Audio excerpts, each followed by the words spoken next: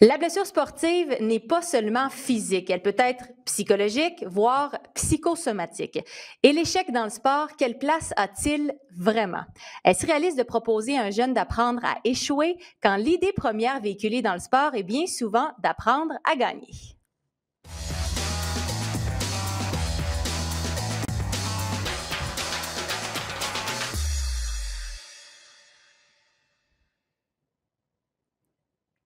Bienvenue à un autre épisode de nos premiers podiums. Et déjà, le cinquième et plusieurs autres sont à venir. Je vous rappelle que le balado est une idée originale du comité organisateur de la 55e finale des Jeux du Québec à Laval. Et tout de suite, pour mettre la table sur notre thème du jour, je vais reprendre les paroles du célèbre Henry Ford qui a dit « La seule vraie erreur est celle à partir de laquelle nous n'apprenons rien ». En d'autres mots, pour surmonter un échec, il faut absolument en tirer des leçons. Notre experte intervient comme consultante en performance mentale avec les artistes du Cirque du Soleil, avec les athlètes de l'Institut national du sport du Québec de water-polo, de gymnastique, de trampoline, de natation artistique Canada. Elle est également chercheure associée au Centre de recherche de l'École nationale du cirque à Montréal. Véronique Richard, bienvenue à nos premiers podiums. Merci beaucoup de m'inviter. Je suis contente d'être ici avec vous. Maintenant, notre athlète invitée. Elle a raté de justesse sa première sélection olympique en 2016, vraiment un moment de grande déception dans sa jeune carrière. Et depuis, son parcours n'a pas été de tout repos. Blessure au genou, commotion cérébrale, déchirure musculaire et évidemment des remises en question. Malgré tout ça, elle figure parmi les meilleures escrimeuses au monde et elle est un espoir olympique au sabre pour Tokyo 2021. En direct de Budapest, Gabriela Page, merci de te joindre à nous. C'est un plaisir, je suis vraiment excitée d'être ici. Les filles, je suis vraiment contente de vous avoir les deux pour aborder notre thème d'aujourd'hui qui est l'échec et les blessures. Et je vais commencer avec une question très simple. Gabriela, ton pire souvenir à travers ta carrière jusqu'à maintenant? Je t'écoute. Je dois dire que mon pire souvenir, je pense que ça va être, je vais dire ma blessure au genou. J'ai fait je vais même pas dire la qualification olympique de 2016. C'était vraiment quand j'ai décidé d'arrêter pour faire un traitement pour ma blessure au genou. J'avais des déchirures, des fissures en fait dans mon ligament, le tendon rotulien. Et là, j'ai arrêté pour m'occuper de ça après 2016. Donc en février 2017, j'ai fait une injection PRP dans mes genoux. Et j'étais sortie pendant 1 an. Et avec ça, j'ai vu mon classement international. J'étais classée 48e au monde. Et quand je suis revenue 1 an plus tard, j'étais classée 250e. Ça, honnêtement, là, ça fait vraiment mal à l'ego.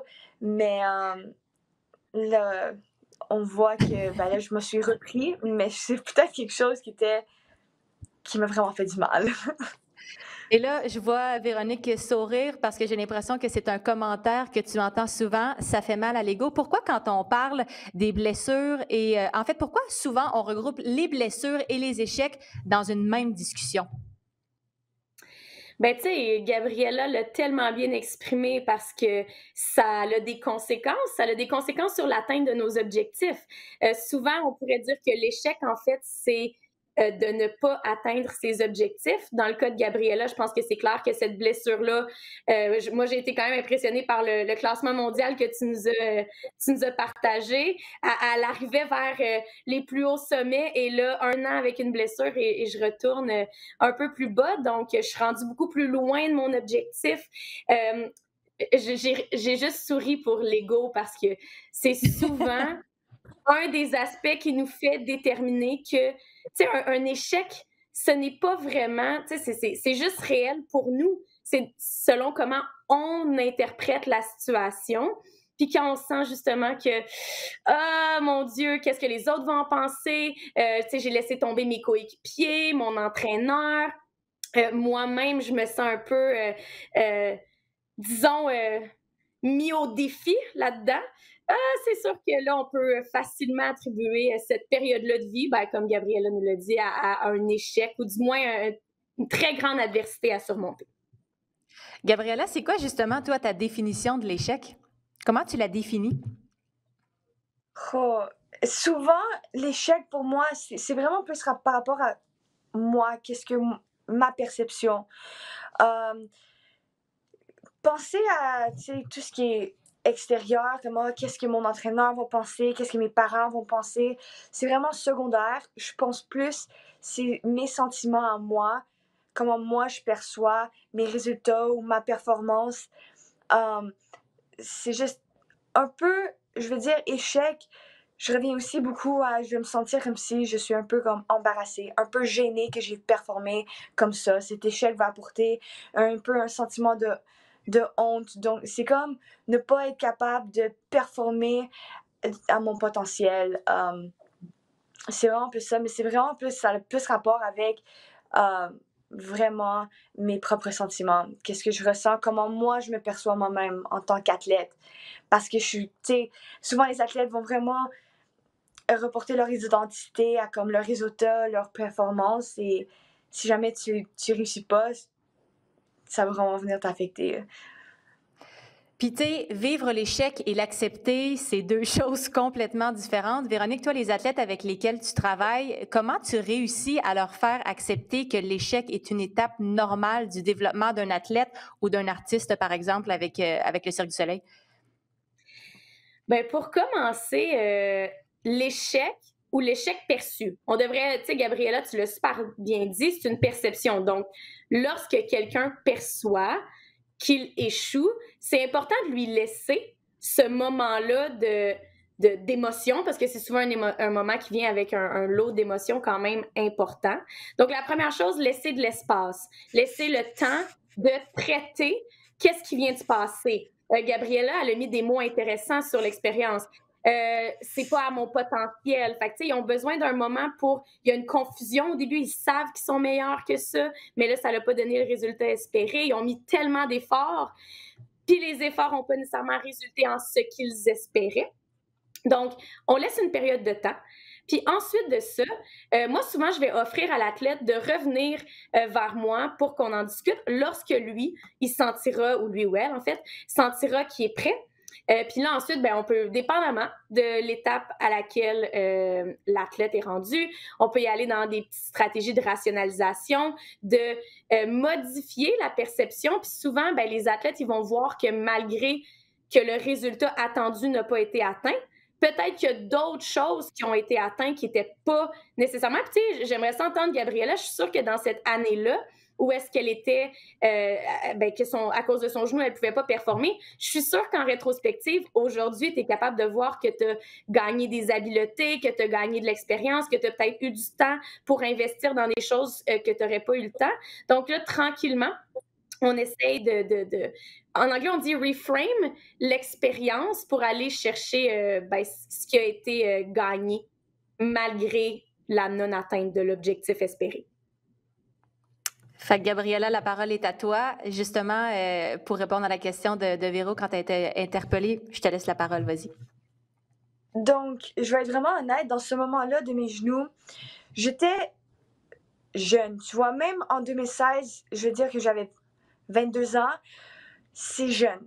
Normalement, à l'escrime, dans le sport de l'escrime, ceux qui performent vraiment bien, ils ont beaucoup d'expérience.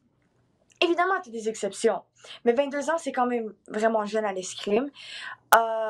Donc, tu sais, c'est normal si j'ai raté ma qualif et tout. Mais en perspective, si je repense à cette année-là, c'était une année très difficile. En fait, après cette année-là, parce que j'avais mon genou, mon traitement qui était 6 mois de réhabilitation. Puis après ça, à force de travailler et de m'entraîner, après ça, j'avais les championnats panaméricains qui étaient à Montréal. Mais 2 semaines avant ça, j'ai tombé en vélo et j'ai une commotion cérébrale, donc j'ai pas pu faire cette compétition-là. Et après ça, j'ai dû arrêter ma réhabilitation pour mes genoux. Donc, quand j'ai repris en septembre, je me suis fait mal au genou. J'ai dû arrêter en 3 mois. Donc, quand j'ai repris en 2018, franchement, j'avais plus envie de faire de l'escrime. C'était vraiment difficile. C'était vraiment difficile. Donc, cette année-là, c'est vraiment une année floue. Tout ce que je me rappelle, c'est que rendu en septembre 2019, septembre 2019? Non, septembre 2018, j'avais pas beaucoup de motivation. Ça allait vraiment mal. Pas beaucoup de motivation. Tout ce que je sais, c'est que j'ai essayé de trouver où je peux aller chercher de l'aide pour, comme, qu'est-ce que je peux changer. Puis en gros, où est-ce que je suis vraiment allée changer quelque chose, c'est que j'ai apporté de la constance et de la rigueur dans mes entraînements. Et je pense que ça en est.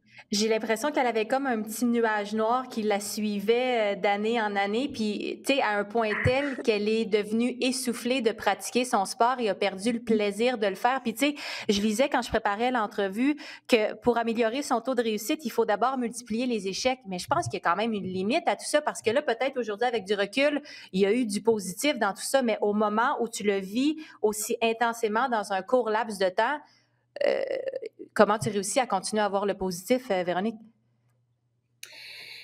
C'est une réponse tellement individuelle. Ça va tellement dépendre des athlètes, ça va dépendre des situations, ça va dépendre.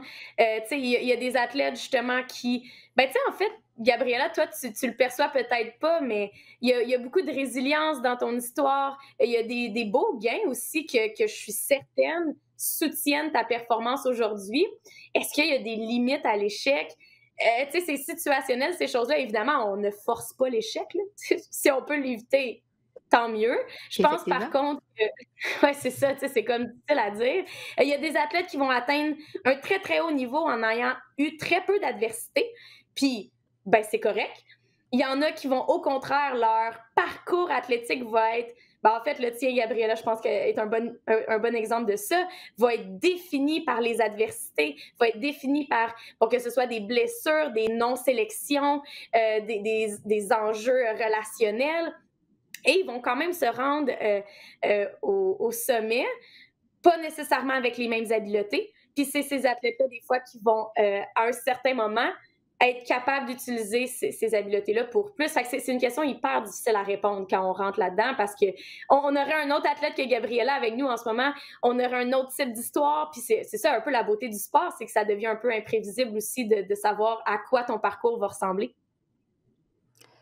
Au quotidien, Véro, quand tu travailles avec les jeunes et peut-être les moins jeunes, c'est sûr que là, tu travailles, toi, avec les athlètes d'Équipe Canada, donc on arrive à un certain niveau, mais Gabriella le disait, elle, dans son sport, elle a piqué quand même relativement jeune.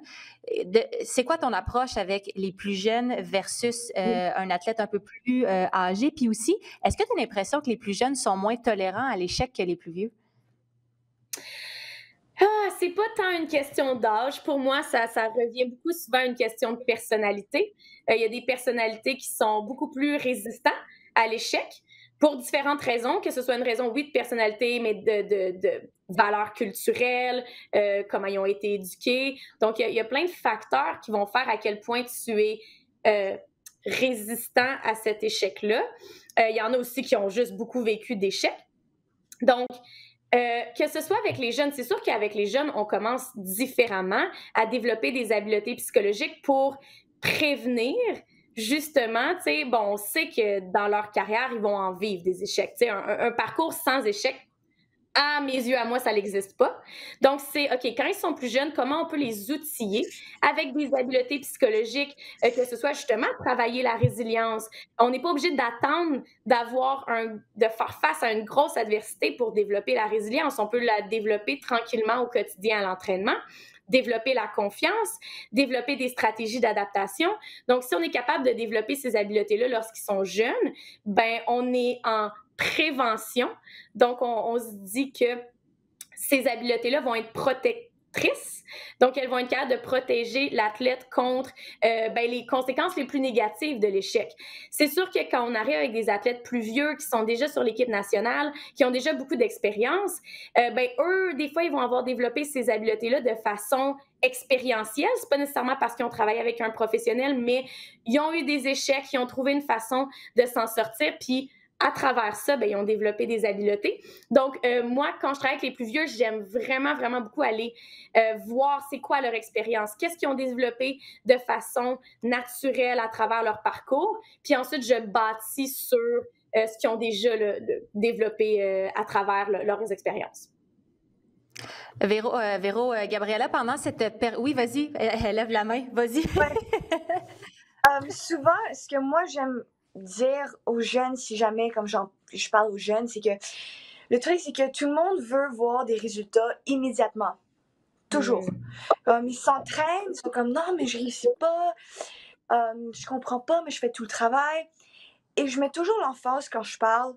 Ben, premièrement, Rome n'était pas fait en une journée. Deuxièmement, moi, tellement de sagesse.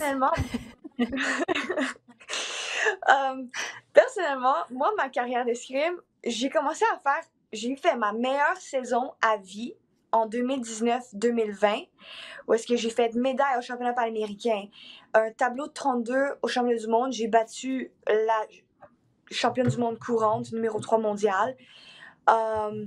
J'ai fait 2 médailles aux Jeux Paname, ma meilleure saison à vie, 12 ans après le début. Ça m'a pris 12 ans. Et je mets toujours l'emphase sur ça que il faut du temps. Comme ils disent que ça prend 10 000 heures pour construire un champion ou une championne. Mais c'est ça. Il faut vraiment, je trouve qu'il faut vraiment beaucoup répéter ça aux jeunes. Comme, OK, c'est beau travailler fort, mais il faut du temps. Évidemment, tu as toujours des exceptions.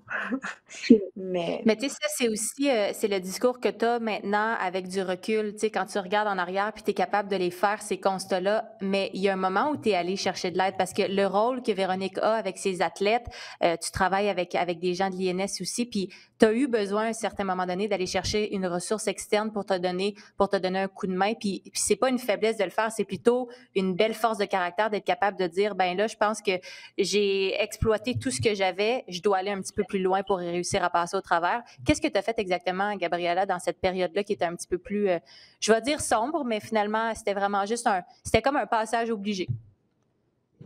Ouais, absolument. Dans le moment où est-ce que je voulais absolument arrêter l'escrime, je suis allée chercher de l'aide. En fait, j'étais avec le C2SL, qui est un conseil de développement et d'excellence des Laurentides. Et j'ai commencé à travailler avec eux et ça allait c'était super bien. J'ai eu mon aide préparation mentale, physique. C'était comme ça m'a vraiment beaucoup aidé. Après ça, il fallait encore que j'aille chercher plus d'aide parce que j'ai commencé à avoir beaucoup d'anxiété. Et en fait, au championnat du monde de 2019, récemment, juste avant de commencer la compétition, là, je suis en train de faire mon échauffement. Je fais mon échauffement et ça va mal, OK? Genre, mon échauffement, je suis carrément nulle, OK? Et tu sais, des fois, tu vas commencer à te juger comment tu vas performer sur ton échauffement. Et là, tout à coup, je suis assise et je commence à respirer vraiment fort. En fait, genre, je suis incapable de respirer. L'air circule pas. Et là, je commence à pleurer, mais pleurer incontrôlable. Je sais même pas pourquoi je pleure. Et là, t'as mon entraîneur, en fait, le directeur, le manager de l'équipe qui vient me voir et comme, qu'est-ce qui se passe? Comme, je sais pas, je sais pas. Et fait que là, encore en train de respirer vraiment fort, je respire pas, j'ai l'impression que mon équipement me serre tellement fort. Et là, je vais voir le physio et je fais un peu de respiration. Et déjà à ce moment, je travaillais avec quelqu'un pour contrôler cette anxiété, pour travailler. Et on avait, même avec ma préparateur mentale, on faisait beaucoup de respiration, travail de respiration, un peu de méditation, visualisation, vraiment pour contrôler cette anxiété. Parce que ce qui aidait vraiment avec surtout la respiration, c'est que tu contrôles le moment, tu es vraiment juste dans le moment et ça aide beaucoup à l'escrime aussi parce que quand tu es capable d'être dans le moment, tu vois plus, t'es plus calme et mais t'es plus dans le moment. Fait que je suis vraiment allée chercher de l'aide un peu partout, beaucoup d'aide partout quand il fallait. Puis ça m'a vraiment beaucoup aidé. Véro, est-ce que tu as des petits trucs que tu pourrais donner? Parce que, tu sais, là, les gens qui nous écoutent, on a vraiment un public large, mais on a à la fois toute cette clientèle-là, des jeunes qui sont en voie de participer aux Jeux du Québec imminemment ou peut-être dans quelques années. Puis déjà, il y a des petits signes que, notre jeune, par exemple, a de la difficulté avec une défaite. Puis là, on ne parle pas d'échec nécessairement majeur, mais des fois, ça peut commencer par une défaite dans un match de soccer ou dans une compétition X. Quand tu travailles avec ta gang, est-ce que tu as des petits trucs pour justement être capable de changer l'image de l'échec? Ben oui, en fait, première chose, c'est d'ouvrir la discussion au sujet de l'échec. Tu sais, souvent, on se prépare à réussir, puis, tu sais, en fait, surtout dans les sports, que dans une même compétition, tu vas devoir performer plusieurs fois de suite. C'est important que tu aies un plan autant avant ton match pour bien te préparer ou avant ta compétition, mais aussi juste après. Qu'est-ce qui se passe si dans ta première performance, tu n'obtiens pas les résultats que tu veux? Et là, on se fait un plan de refocus, que j'aime bien appeler ça, dépendamment du temps que tu as. Tu peux prendre une période là, pour juste laisser ton esprit aller à quelque chose d'autre, distraction, aller manger, aller à l'extérieur. Bon, là, je sais que dans le contexte actuel, il y a peu de distractions possibles à faire, malheureusement. Mais ça, c'est important de s'accorder une période de temps. Un peu comme je l'ai dit tantôt, il ne faut pas essayer tout de suite, là, juste après que l'athlète ait vécu son échec ou sa contre-performance, disons, juste lui laisser un peu de temps. C'est une bonne chose pour les parents aussi. Je sais que les parents, ils veulent souvent aider, puis rapidement, on va avoir tendance à dire « ben non, fais-toi-en pas avec ça, pleure pas pour ça, sois pas fâché, là, refocus tout de suite, là, on passe à autre chose. » Ça va aller beaucoup mieux si on laisse un moment pour, si on a un besoin de pleurer, c'est correct, tu sais, pleurer, c'est vraiment pas quelque chose de négatif. Pleurer, ça libère les hormones de stress, justement, ça fait qu'on peut être un petit peu plus calme par la suite. Et ensuite de ça, là, on rebâtit tranquillement pour la prochaine performance. Est-ce que, puis là, c'est très différent là, d'un sport à l'autre, mais est-ce qu'on veut justement avoir un moment où est-ce qu'on retourne avec des images positives? Si on a appris à faire de l'imagerie mentale, comme Gabriella le mentionnait, ça, c'est quelque chose qu'on peut faire. Si on aime faire de la méditation ou des exercices de pleine conscience où on se concentre vraiment sur la respiration entre nos deux parties, ça peut être une superbe stratégie aussi pour juste ramener tout ton système, là, ta tête, ton corps, tes émotions, dans un état un petit peu plus calme. Et là, tranquillement, on peut retourner vers, OK, les objectifs pour le prochain match, commencer à vraiment se reconcentrer de façon plus spécifique. Puis là, après, retourner dans notre routine habituelle qu'on fait dans les minutes avant la compétition. Ça peut être un bon processus, mais ça doit vraiment être développé d'avance, en collaboration avec l'entraîneur, en collaboration avec les autres membres du personnel qui peuvent vous entourer. C'est pas quelque chose nécessairement qui appartient juste à l'athlète. Le support autour peut être grandement utile à ces moments-là. C'est fascinant ce que tu viens de dire parce que j'ai l'impression qu'il y a des parents qui vont nous écouter et qui vont faire « Hey, je fais pas ça souvent », mais c'est vrai qu'on a tendance, dans le coup de l'émotion, de vouloir inhiber tout de suite le sentiment négatif qui peut découler d'une performance ou d'une situation qui vient de se produire, alors que non, c'est correct de laisser vivre l'émotion qui est véhiculée au départ et après ça, on s'assoit et on en... Gabriella, c'est quelque chose que tu as appris à faire, ça? Moi, je suis quelqu'un qui est vraiment attaché à mes émotions. Moi, je vis mes émotions, là. C'est correct, ça, on aime ça. Ouais. Il y a vraiment pas de problème avec ça.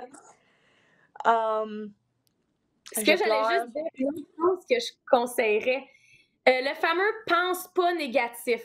Ça aussi, c'est pas une super bonne phrase à dire parce que souvent, ça va rendre l'athlète coupable si jamais il y avait ces pensées-là négatives. « Ah, mon Dieu, j'étais donc ben poche. Ah, mon Dieu, je peux pas croire que j'ai performé comme ça. » Puis là, si tu lui dis « Ben non, voyons, pense pas négativement. » Ben là, non seulement tu remets l'emphase sur la pensée négative, mais tout d'un coup, l'athlète va se sentir un peu coupable d'avoir eu ces pensées-là, puis là, va rentrer dans un cercle émotionnel. « Ah, c'est vrai, je devrais pas penser de même, mais là, je pense de même, puis là, je veux plus penser de même. » Non, au contraire, hey, c'est correct que tu sois déçu, c'est correct que tu aies de la peine, c'est correct que tu sois frustré, dépendamment, oui, des émotions, mais c'est aussi correct. S'il y a des pensées qui te passent par la tête, observe-les.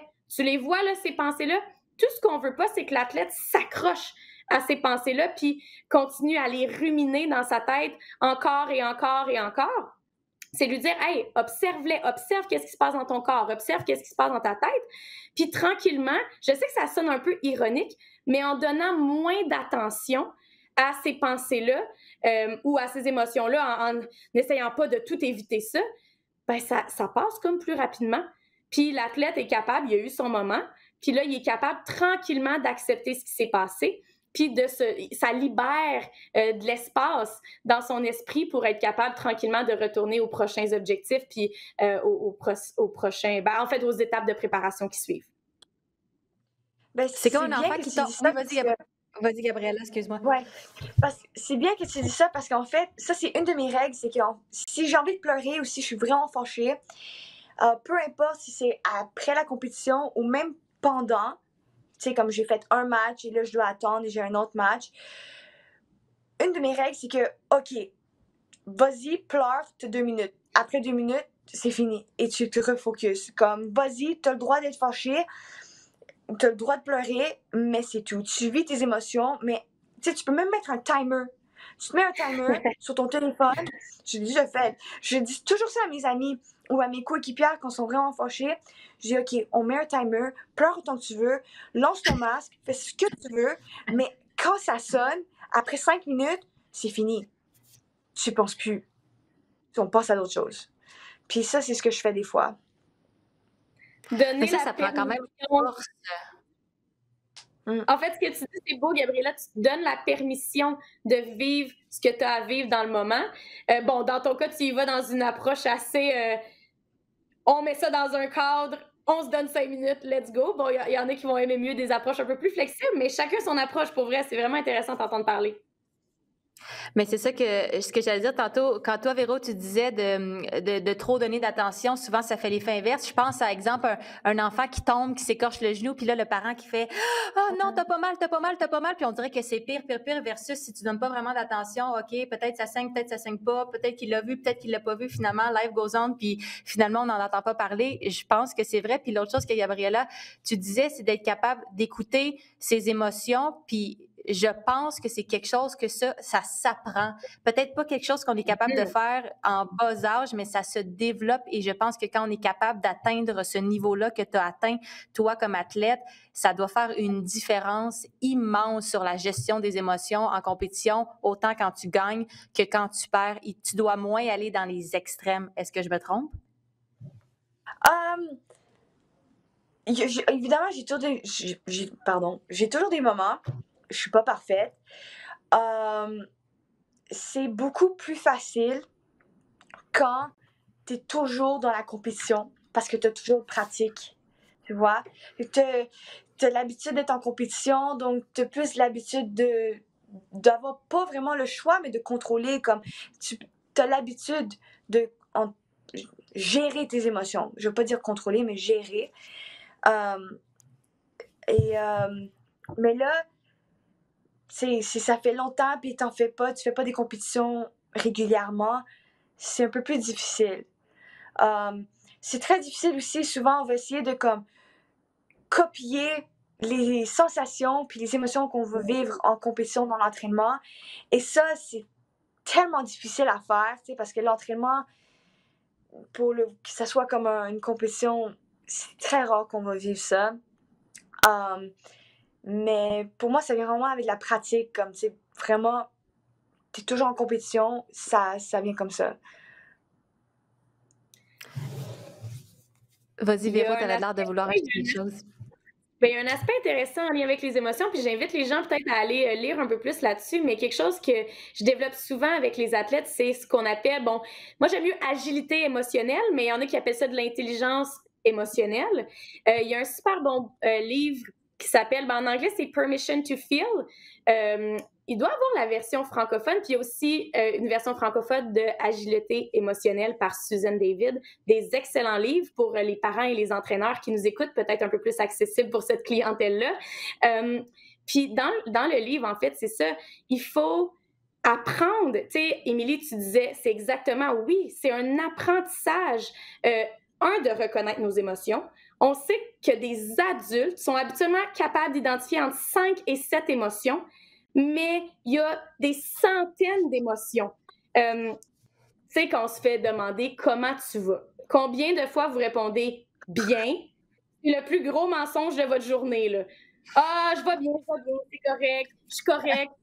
Puis finalement, si on prenait le temps, ben, tu vois, ça, c'est un travail que je fais avec les athlètes, juste leur dire non, tu me réponds pas bien. Tu vas me répondre avec un mot qui est représenté. On utilise le Mood Meter. D'ailleurs, vous pouvez downloader l'application sur votre cellulaire qui s'appelle Mood Meter. Et là, on peut voir la variété d'émotions. J'ai des athlètes avec qui je travaille, franchement, qui s'en viennent vraiment bonnes à bien identifier comment ils se sentent dans la journée. Ça commence par reconnaître. Ensuite, on est capable de mieux comprendre qu'est-ce que ton émotion signale. Tu sais, Gabriella, quand tu parles que tu as le goût de pitcher ton masque, que tu as le goût de pleurer en 2 matchs, ben ça signale quelque chose. Une émotion, là, c'est rien de négatif. C'est un peu comme avoir de la douleur. Si tu avais de la douleur, tu l'adresserais d'une certaine façon. Tu te laisserais pas juste continuer comme ça. Ben, l'émotion, c'est la même chose. C'est un signal. Puis ça veut pas dire que ça doit diriger tes comportements, par contre. Et une fois que tu es capable de mieux comprendre ces signaux-là, bien là, ensuite, tu peux décider est-ce que je les exprime? Parce que ça se peut, tu sais, comme Gabriella avec son chronomètre, 5 minutes d'expression émotionnelle all out, ou est-ce que je décide de les réguler? Puis là, ben, on a parlé de respiration, on a parlé d'imagerie mentale. Il y a vraiment un développement intéressant à faire. Puis ça, pour aider les jeunes à mieux gérer l'échec, ceux qui sont agiles émotionnellement, clairement, vont être capables de peut-être passer à travers ces épreuves-là. Je ne veux pas dire plus facilement, parce que je pense que c'est quand même assez difficile de bien faire ça, mais peut-être de façon plus optimale ou vont en retirer quelque chose plus rapidement. Véro, j'ai vraiment envie que ce soit ça le mot de la fin parce que je pense que tu viens de résumer en quelques phrases l'essence même de ce balado-là. Mais je vais quand même laisser la parole à Gabriella, peut-être juste pour dire, avec du recul, qu'est-ce que tu retiens de tout ça? Parce que tu as encore plusieurs belles années à venir. Puis on le disait, tu étais une espoir olympique pour Tokyo 2021. Mais qu'est-ce que tu retiens de ces étapes-là, de ces échecs-là, de ces blessures-là? Ça fait partie du parcours. C'est tout ce que je peux dire. Honnêtement, ça fait partie de l'aventure. Sinon, ce serait pas autant spécial. C'est ça qui est beau. Tu sais, comme... Qui vit ça? L'aventure de tout le monde est différent. Le parcours à tout le monde est différent, mais je suis fière. Et aussi, ça construit qui je suis, comme si j'avais pas tout ça qui est arrivé, comme ma blessure au genou en 2017. Là, je me suis blessée encore en octobre, pendant la pandémie. Non seulement qu'on était arrêté pendant une couple de mois, quand on reprend 1 mois après de reprise, je me blesse encore. J'ai une déchirure au mollet de 7 cm. En préparation en plus pour la dernière Coupe du Monde. J'étais out pendant 4 mois. Fait que là, grâce à ce qui est arrivé en 2017-2018, j'ai pu prendre ça, cet apprentissage, et le mettre, et le mieux contrôler cette fois-ci. Tu sais, comme, là, cette fois-ci, quand c'est arrivé, je savais que j'allais faire des choses différemment. Je savais que j'allais beaucoup plus me concentrer. Oui, il y a des choses que je peux faire, comme si je peux faire l'escrime assise. Je vais faire beaucoup plus d'analyse vidéo, travail mental. Et je vais beaucoup travailler aussi comme, par exemple, le self-talk. Parce qu'évidemment, tu sais, quand t'es blessé, tu peux pas faire l'entraînement comme tu peux. T'es comme, est-ce que je vais être la même athlète, etc. En tout cas, t'as beaucoup plus de pensées négatives que quand tu t'entraînes comme à 100%. Parce que souvent, l'entraînement va apporter la confiance, mais quand tu t'entraînes pas, qu'est-ce qui amène la confiance? Et du coup, j'ai travaillé beaucoup sur ça. Et là, j'étais out pendant 4 mois. J'ai repris, en fait, il y a exactement 5 semaines. Et je pense que ça m'a beaucoup aidé parce que franchement, je me sens vraiment bien. Je me sens bien. Comme je peux dire que grâce à ce que j'ai vécu en 2017, en 2016, en 2017, j'ai eu vraiment, dans ce parcours-là, dans la dernière année, j'ai tout vu différemment. J'étais beaucoup plus mature, beaucoup plus... je savais exactement qu'est-ce que je devais faire. J'ai même parlé avec mon entraîneur. Tout était beaucoup plus clair, comme toutes les priorités, tout ce que je devais travailler. Et même pendant la blessure maintenant, c'était beaucoup mieux géré et je vais dire comme je suis vraiment contente de l'athlète que je suis devenue aujourd'hui. Et je dois remercier mon parcours dès le début, peu importe ce qui est arrivé. Je vais terminer avec une phrase, puis vous me direz si vous savez de qui ça vient. Les succès et les défaites ont non seulement construit l'athlète, mais la personne que je suis devenue. Pour moi, c'est ça. Si tu travailles fort, tu seras récompensé. Gabriela, c'est toi qui as dit ça. C'est moi qui dis ça. C'est toi qui as dit ça. Véro était là. Oh mon Dieu, question piège, je ne sais pas c'est quoi les choix de réponse.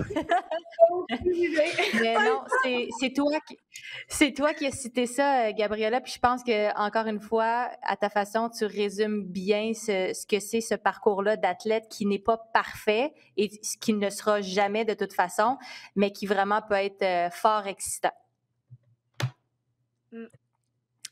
Les filles, merci infiniment d'avoir participé à l'épisode. Je pense qu'aujourd'hui, à la fois avec l'expérience de Gabriela, qui n'a pas été, je l'ai dit en commençant, ça n'a pas été de tout repos, là, ton parcours d'athlète, mais aujourd'hui, tu y es.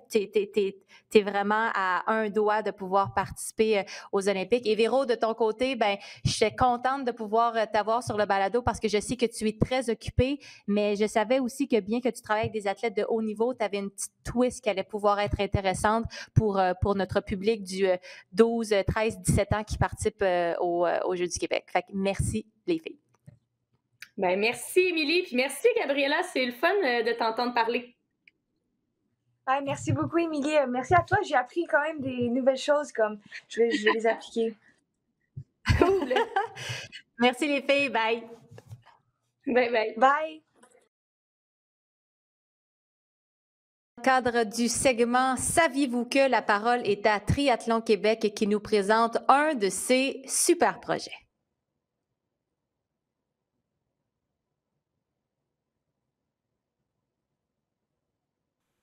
Savais-tu qu'à l'automne 2020, Triathlon Québec a lancé son nouveau programme de développement jeunesse, un de Trigo, qui consiste en un répertoire d'habiletés classifié en 7 niveaux. Le programme vient sous forme de trousse avec des passeports et des récompenses pour les athlètes, des guides, des fiches de suivi et des feuilles de travail pour les entraîneurs. Les objectifs du programme sont de développer les habiletés de base du triathlon, uniformiser la pratique à travers la province, offrir un outil de suivi, une motivation en continu et des objectifs à court, moyen et long terme, et évidemment promouvoir l'adoption d'un mode de vie actif. Un 2 Trigo est offert dans plusieurs clubs reconnus par la Fédération et plusieurs l'offriront dès cet été dans le cadre de leur camp de jour. Fort de son succès suite à son lancement, nous avons créé une version scolaire, un 2 Trisco, et nous travaillons actuellement sur une version municipale pour les villes qui voudraient intégrer le triathlon à leur programmation de loisirs et de sport. Pour tous les détails sur un 2 Trigo, consultez triathlonquebec.org. De développement à Triathlon Québec. Merci également à nos invités d'aujourd'hui, Véronique Richard et Gabriela Page. Je vous annonce en même temps que Gabriela Page a officiellement réussi sa qualification olympique. Alors, elle sera de l'équipe canadienne d'escrime pour Tokyo 2020-2021. Et je vous rappelle que tous nos balados sont disponibles au rds.ca/balado-diffusion, également sur la plateforme iHeartRadio et sur les médias sociaux de la 55e finale des Jeux du Québec de Laval. Merci encore une fois d'avoir été à l'écoute et je vous donne rendez-vous pour un autre épisode de Nos premiers podiums, là où on discute d'histoires qui vont bien au-delà du sport.